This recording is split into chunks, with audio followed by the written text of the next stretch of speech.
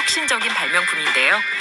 과거부터 현재까지 인류의 삶을 변화시킨 놀라운 발명 이야기들을 전해드리는 시간입니다. 세상을 바꾼 발명. 자, 오늘도 부곡초 학포 분교장 이도현 선생님과 함께하겠습니다.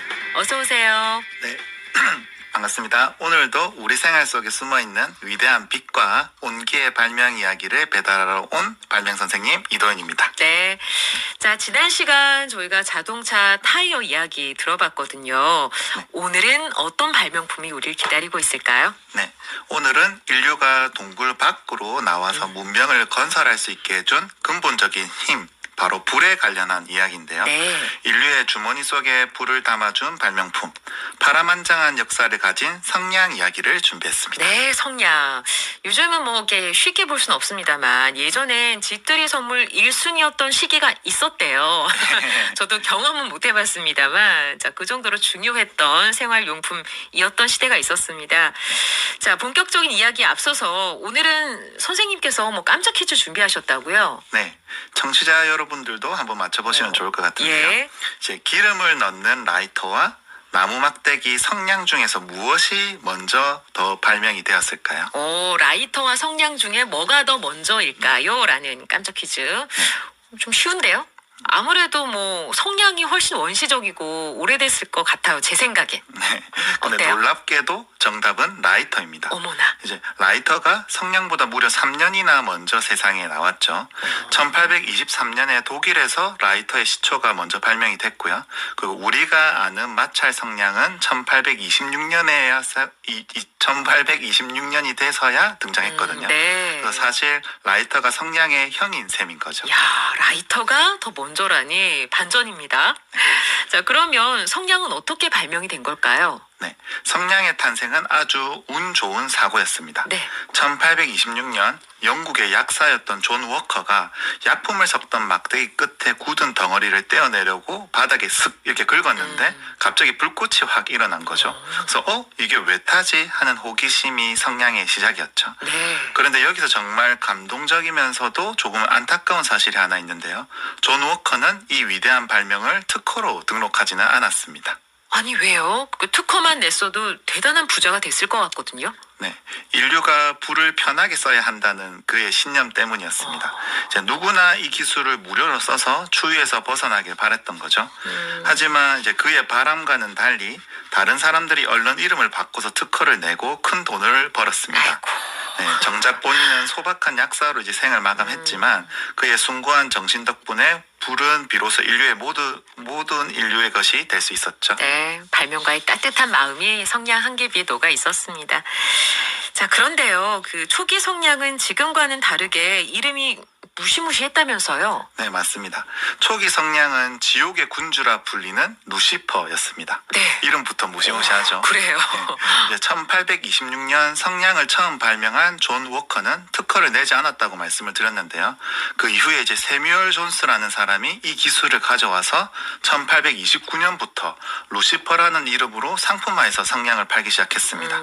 이제 이것이 엄청나게 팔리면서 당시 영국에서는 성냥을 아예 그냥 루시퍼라고 부르게 된 거죠. 네. 이 루시퍼라는 이름값을 하듯이 당시 성냥은 지독한 달걀 썩는 냄새가 났고 심지어 이제 성냥끼리 살짝 부딪히기만 해도 주머니 속에서 이제 폭발하듯이 타버려서 화상 위험이 굉장히 컸다고 합니다. 예. 하지만 진짜 비극은 따로 있었는데요. 당시 성냥 머리에 쓰이던 백린이라는 성분 때문이었습니다. 백린.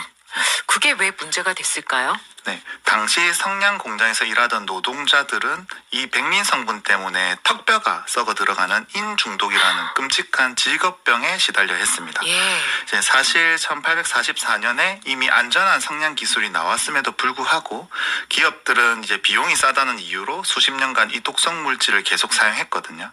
이제 결국 이제 참다 못한 영국의 성냥 공장의 소녀 1,400명이 이제 1888년에 거대한 파업을 일으켰고 이 이 투쟁이 기폭제가 되어서 전 세계적으로 독성 성냥이 퇴출당하기 시작했습니다. 네. 우리가 켜는 작은 불꽃 뒤에는 이토록 처절한 인권의 역사가 숨어 있었던 거죠.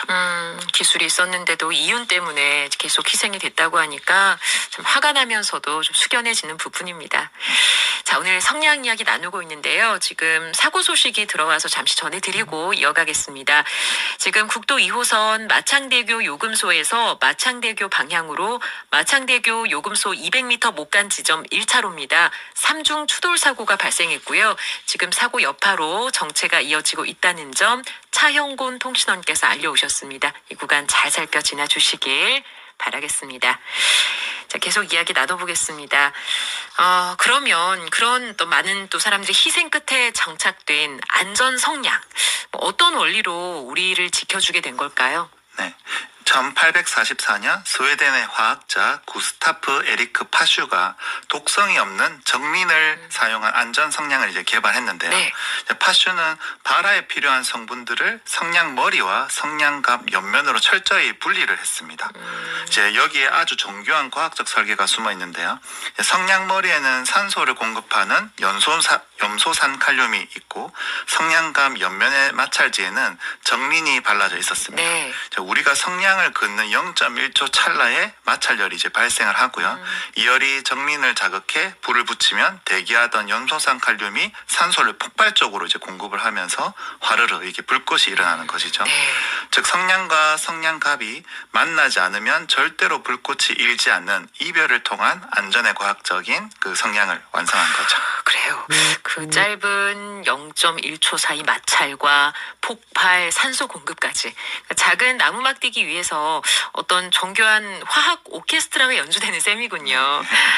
자, 선생님 근데 사실 성냥하면 뭐 과학도 과학입니다만 또 우리 부모님 세대 어떤 낭만의 아이템 아니겠습니까? 네, 맞습니다. 지금처럼 이제 SNS나 스마트폰이 없던 시절, 성냥은 그 시절의 최고의 시간 도둑이자 이제 소통 도구였다고 하는데요. 네. 이제 청취자 여러분들 중에서도 예전에 다방 풍경을 기억하는 분들이 있을 것 같아요. 이제 약속 장소 이제 일찍 도착해서 할 일이 없으면 많은 분들이 테이블 위에 놓인 커다란 성냥갑에서 성냥개비를 하나씩 꺼내서 성냥갑 탑을 쌓곤 했다고 하네요. 맞아요. 이 장면도 기억이 나고 그리고 왜 우리 성냥하면 87년에 그 영화 영웅본색, 네, 홍콩 영화의 전성기를 이끌었던 그 영화 네. 주윤발 배우의 이 성냥 씹던 그 모습 기억하실 것 같아요. 네. 이제 바바리 코트를 입고 입에 성냥개비를 이제 삐딱하게 물고 있던 그 모습 말이죠. 맞아요. 저도 이제 자료 화면으로 성냥개비를 문 주윤발 배우를 TV에서 자주 봤었는데 그 당시에는 모든 남학생이 주머니에 성냥갑을 하나씩 넣고 다니면서 주윤발 배우를 흉내냈곤 했다고 하더라고요. 네. 이제 사실 그 성냥개비가 원래는 이쑤시개였는데 주윤발 배우가 현장에서 소품으로 있던 성냥개비를 물고 연기한 것이 신의 한 수가 되어서 이제 성냥개비가 홍콩 느와르의 상징이 되었다고 합니다. 네. 선생님은 이제 성냥 물어본 적 있다 없다. 주윤발 따라 해본 적이 있다 없다. 네. 그 TV에 자료 화면으로 나올 때 따라 한번 해본 적이 있습니다. 그래. 아니 지금이야 편의점에서 뭐 쉽게 살 수 있고 우리 또 케이크 사면 왜 이렇게 초 불 붙일 때 이렇게 쓰곤 하잖아요. 네. 자, 그 작은 불꽃 하나에 참 온 가족의 기원부터 예, 청춘들의 낭만까지 꾹꾹 눌러 담겨 있는 물건이었습니다. 네, 그렇죠. 이제 60, 70년대에는 집들이 선물 1순위로 재산이 성냥불처럼 활활 일어나라는 덕담을 전하던 부의 상징이었다고 하고요. 네. 80년대에는 청춘의 낭만이었던 셈이죠. 다방에서 이제 썸 타던 청춘의 떨림부터 새 집을 장만한 가장의 설렘까지 성냥의 칙 하는 소리와 매캐한 연기는 우리 현대사의 희노애락을 비추던 작은 등불이었겠죠. 네. 자, 그런데 선생님, 요즘 이제 라이터나 뭐 전자레인지, 인덕션 이런 것들 대부분 사용하시기 때문에 성냥을 쓸 일이 참 잘 없잖아요. 네. 그러면 성냥은 이제 박물관으로 사라지게 될까요? 그렇게 생각하기 쉽지만 성냥은 사라지는 것이 아니라 새로운 모습으로 계속 진화를 하고 있습니다. 네. 특히 이제 요즘 캠핑족이나 생존 전문가들 사이에서는 일명 서바이벌 성냥, 스톰프루프 매치라고 불리는 이 필수 아이템으로 이제 꼽히는데요. 네. 이 녀석은 일반 성냥과는 차원이 다른 생명력을 가지고 있습니다. 이제 폭풍우가 치는 곳에서도 심지어 불이 붙은 채로 물속에 던졌다가 빼도 불꽃이 다시 확 이렇게 살아나거든요. 오, 물속으로 들어가도 불이 안 꺼진다. 네. 이게 과학적으로 가능한 일일까요? 네, 비밀은 바로 도시락 산소에 있습니다. 네. 이제 보통 불이 타려면 공기 중에 산소가 이제 필요하잖아요. 네. 그런데 이제 서바이벌 성냥은 나무 막대기의 절반 이상을 특수약품으로 이제 두껍게 코팅을 해두었는데 이 안에 산소를 뿜어내는 산화제가 듬뿍 들어가 있습니다. 그래서 주변에서 산소가 없어도 자기 스스로 산소를 만들어서 태우는 거죠. 마치 이제 산소통을 메고 물속으로 들어가는 잠수함과 같은 원리입니다. 네. 여기에 이제 수분을 차단하는 이제 특수 방수 코팅까지 되어 있어서 비바람이 불어도 내부의 연소 반응을 멈추지 않고 계속 진행하는 거죠. 0.1g의 작은 막대기가 끈질기게 이게 불꽃을 지켜내는 모습은 정말 인상적이라고 할 수 있겠습니다. 진짜 작지만 정말 강한 녀석이네요. 네. 주머니 속에 작은 거인이라는 표현이 딱 어울리는 것 같습니다. 네, 맞습니다. 그리고 또 하나의 중요한 포인트는 성냥이 이제 라이터보다 훨씬 친환경적이라는 거죠. 라이터는 이제 플라스틱 몸체와 가스를 쓰지만 성냥은 나무와 종이로 만들어져 언젠가는 자연으로 다시 돌아가거든요. 네. 최근에는 향초를 이제 켜는 분들이 늘어나면서 성냥 특유의 칙 하는 소리와 나무 타는 냄새를 즐기는 아날로그 감성 아이템으로도 재조명 받고 있습니다. 네. 결국 성냥은 사라지는 것이 아니라 가장 극한의 상황을 지켜주는 든든한 도구이자 우리 삶의 가장 따뜻하고 감성적인 영역으로 자리를 옮기고 있는 거죠. 네. 말씀 듣다 보니까 이 성냥 한 개비가 인권과 과학 또 감성까지 담은 결정체로 느껴집니다.